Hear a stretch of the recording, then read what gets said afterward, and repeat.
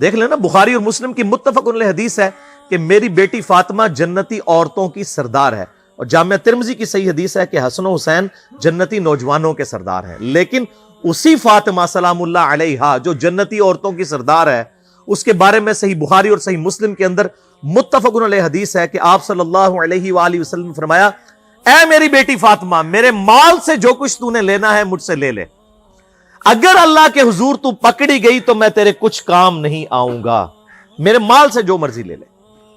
یہ آپ کو تو کہا گیا تھا، لیکن ہمیں سنایا گیا تھا کہ کوئی ایسا فرسودہ عقیدہ نہ رکھ لینا کہ بغیر اعمال کے ہی انسان کو جنت مل جائے گی۔ اعمال اور اللہ کی رحمت دونوں چیزیں شامل حال ہوں گی، صرف اعمال بھی کوئی شے نہیں ہے۔ بخاری اور مسلم دونوں میں یہ حدیث موجود ہے کہ آپ صلی اللہ علیہ وآلہ وسلم نے فرمایا، کوئی شخص بھی محض اپنے اعمال کی بنیاد پر جنت میں نہیں جائے گا۔ ایک صحابی نے بڑی جرت کر کے پوچھا، اللہ کے رسول صلی اللہ علیہ وآلہ وسلم، کیا آپ بھی؟ آپ نے فرمایا، ہاں میں بھی، جب تک میرے رب کی رحمت مجھے ڈھانپ نہ لے میں بھی محض اپنے اعمال کی بنیاد پر جنت میں داخل نہیں ہوں گا۔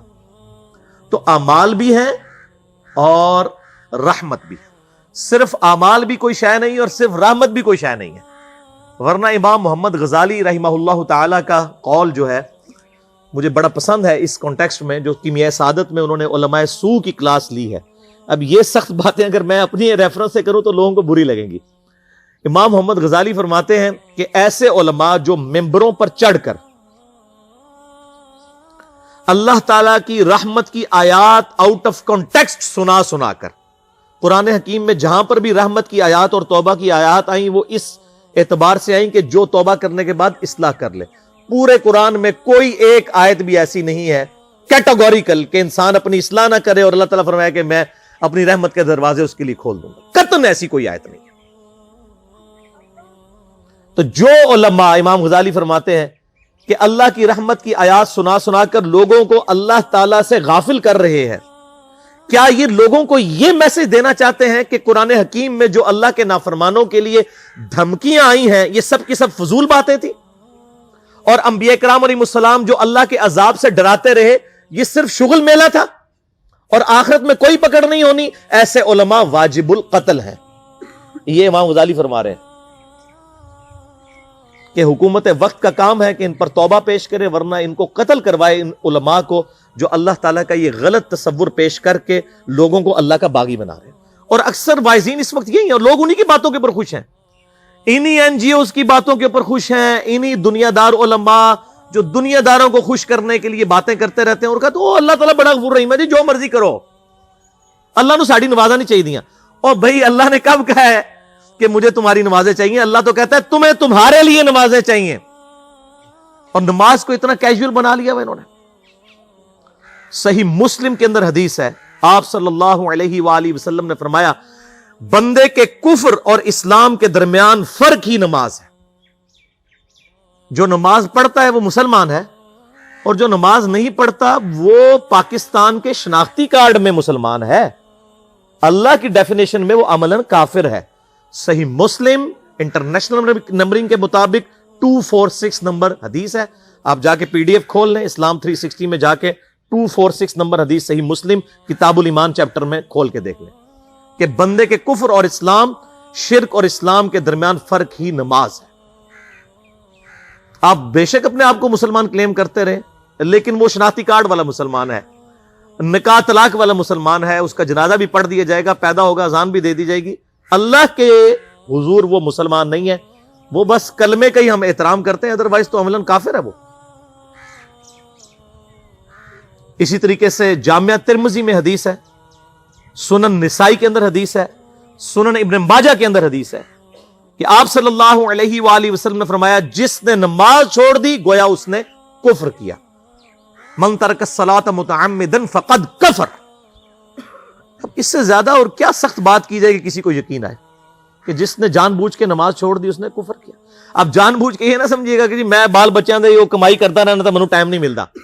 جان بوجھ کی ڈیفینیشن بھی نبی علیہ السلام نے بخاری اور مسلم میں موجود ہے کہ اگر کوئی شخص بے ہوش ہو جاتا ہے یا سویا رہ جاتا ہے، یہ دو آپشنز ہیں، یا تیسرا آپشن ہے وہ بھول جاتا ہے، تو جیسے یاد آئے اسی وقت وہ والی نماز پڑھ لے۔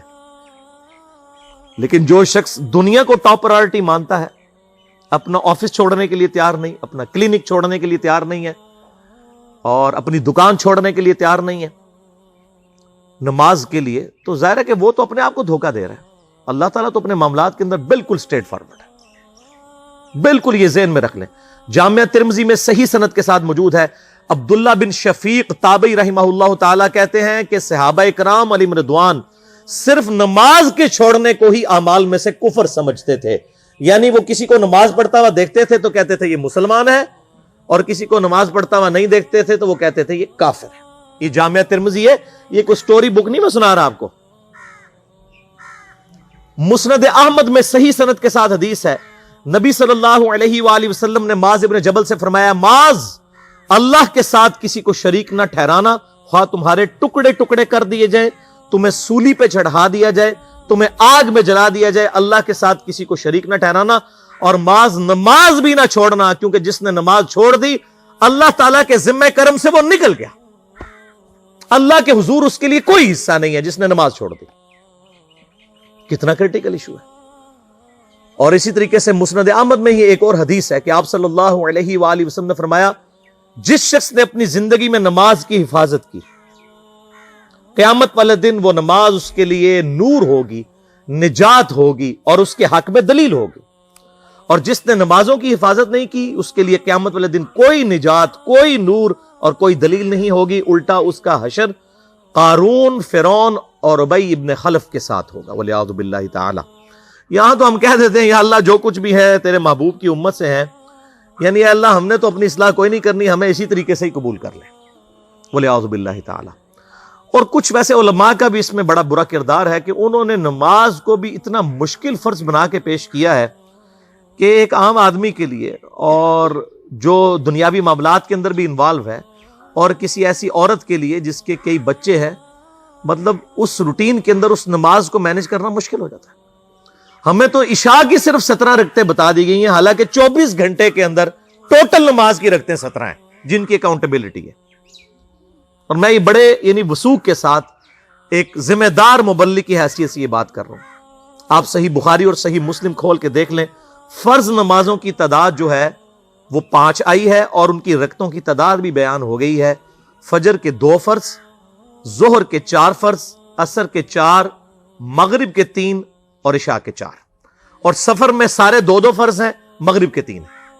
یہ ٹوٹل 17 رکھتے ہیں جن کی اکاؤنٹیبلٹی ہے۔ باقی جنہ گڑ پاؤ گے انہ میٹھا، وہ ساری نفلی عبادت ہے۔ وہ بخاری اور مسلم دونوں میں حدیث ہے، جس نے فرض کے علاوہ 12 رکعتوں میں استقامت کی، اور وہ 12 رکعتیں آپ صلی اللہ علیہ وآلہ وسلم نے پڑھ کے بھی بتائیں، اور امہات المومنین میں سے سیدہ عائشہ نے، سیدہ ام سلمہ نے، سیدہ ام حبیبہ رضی اللہ عنہن نے روایت بھی کی کہ 2 فجر سے پہلے، 4 ظہر سے پہلے، 2 ظہر کے بعد، 2 مغرب کے بعد، 2 عشاء کے بعد، یہ 12 سنت موقدہ۔ جس نے یہ پڑھی اسے جنت میں محل ملے گا۔ اگر کوئی نہیں پڑھتا تو گنہگاری والا معاملہ کوئی نہیں ہے۔ اسی طریقے سے اس کے علاوہ ایک اور وطر کی نماز ہے جو سنت موقدہ ہے۔ وہ سیدنا مولا علی رضی اللہ تعالیٰ عنہ علیہ السلام کا قول ہے کہ وطر سنت ہے، سنت ہے، سنت ہے، مگر اسے مت چھوڑو۔ ہے سنت ہے لیکن تاکیدی ہے۔ آپ صلی اللہ علیہ وآلہ وسلم نے سفر میں بھی وطر اور فجر کی 2 سنتیں پڑھی ہیں، لیکن یہ صرف افضلیت کے اعتبار سے تاکیدی ہیں، ان کی کاؤنٹیبلٹی کوئی نہیں ہے۔ البتہ یہ ضرور ہے، سنن ابی داؤد میں ایک حدیث ہے کہ جس کی قیامت والے دن فرضوں میں کوتاہی نکل آئے گی تو اللہ تعالیٰ فرمائے گا میرے بندوں کی جو نفلی اور سنت عبادت ہے اس کو تول لو اور فرضوں کے ایکویلنٹ قبول کر لو۔ تو آپ اگر یعنی سنتیں پڑھیں گے تو اس کے ایکویلنٹ نفلوں کی کوتاہی پوری ہو جائے گی، ادروائز اکاؤنٹیبلٹی اس کی کوئی نہیں ہے۔ یہ ذہن میں رکھیے گا۔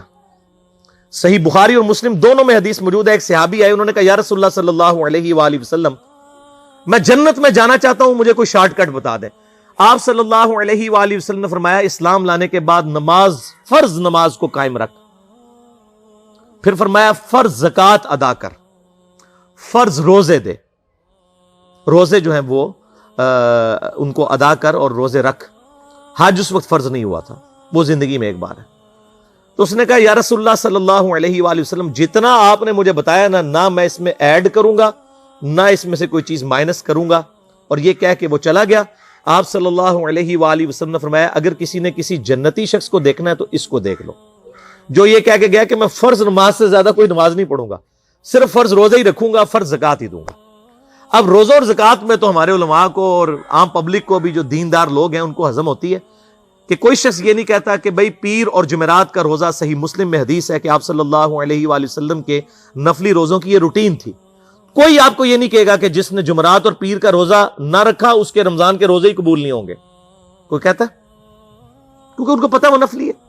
اسی طریقے سے زکات تو صرف 2.5% ہے نا, باقی تو نفلی صدقات ہیں جتنے مرضی دیں. کوئی شخص نہیں کہتا کہ نفلی صدقہ نہ دیا تو آپ کی زکات بھی قبول نہیں ہوگی. الٹا یہ کہتے ہیں او بس جی زکات دے لو تو باقی سارا مال پاک ہے. لیکن جب فرض نماز کی باری آتی ہے تو اس وقت وہ 12 رکھتے ہیں بھی, سنت موقع بیچ میں گھسیٹ دیتے ہیں. وہ بھی صرف فضیلت ہے. ٹوٹل 17 رکھتے ہیں, 2 فجر کی, 4 ظہر, 4 عصر, 3 مغرب, 4 عشاء. یہ میں کو اپنے لیے گراؤنڈ نہیں بنا رہا, میں تو الحمدللہ اس کے علاوہ بھی نفلی عبادت کرتا ہوں. لیکن میں بتا رہا ہوں خدا کے لیے لوگوں کو دین ایسا مشکل نہ پیش کریں کہ جو نبی علیہ السلام نے امت کو وہ دین نہیں دیا ہوا. اپنی مرضی سے انجیکٹ نہ کریں دین, لوگوں کے لیے مشکلات نہ کھڑی کریں, ان کو فرض نماز تک رکھیں. پھر انشاءاللہ کئی لوگوں کو میں نے اس نے نماز شروع کروائی, انہوں نے سنت نماز بھی, نوافل بھی شروع کر دی ہیں. لیکن آپ کم از کم وہ ڈیٹم لیول تو اچیو کروائیں لوگوں کا. لیکن فرض نماز کی باری آتی ہے, کہتے ہیں نہیں جی سنتے بھی حصہ ہیں. کہاں سے میرے بھائیوں حصہ ہیں؟ وہ 17 رکھتے ہیں. سنتیں پڑھیں گے ثواب ہے, نہیں پڑھتے گناہ کوئی نہیں ہے. تو کم از کم فرض تو ادا کریں. اس کے لیے آپ کو ٹوٹل 24 گھنٹے میں میرا خیال ہے 40 منٹ بھی نہیں چاہیے فرض پڑھنے کے لیے. تو اس کے اوپر تو استقامت کم از کم ہم اختیار کریں. اور چھوٹی چھوٹی جو نٹی گٹیز ہیں ان کو تو ہم نے اتنا فالو کیا ہوا ہے, اور فرض نماز کے بارے میں ہم اتنے کیجول ہو جاتے ہیں. تو یہ فرض نماز کی امپورٹنس اس حوالے سے ضروری تھی, اس لیے میں نے ساتھ ہی بیان کر دی.